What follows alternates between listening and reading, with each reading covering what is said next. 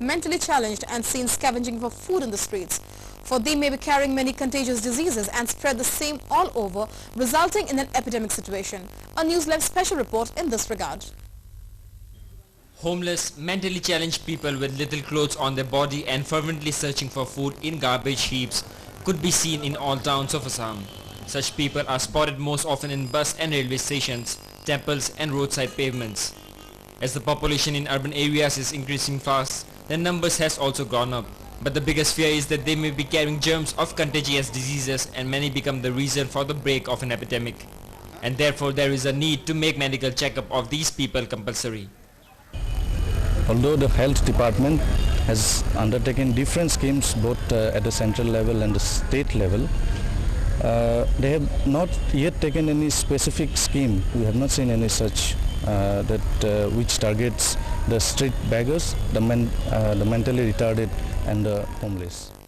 These people who have to struggle hard to arrange for the basic necessities of life like food, clothing and shelter, and have to consume food from unhygienic sources could very easily contract germs of contagious diseases.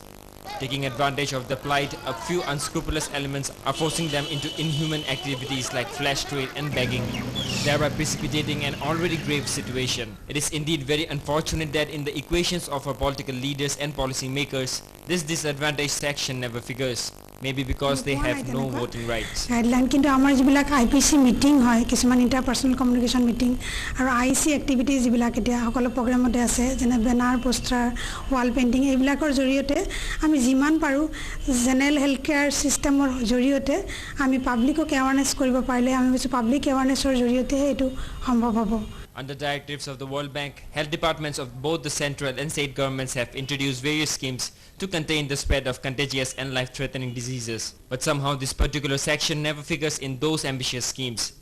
The need of the hour is to send these homeless, mentally challenged people to mental health institutions for treatment and rehabilitate them properly in our midst with active societal support.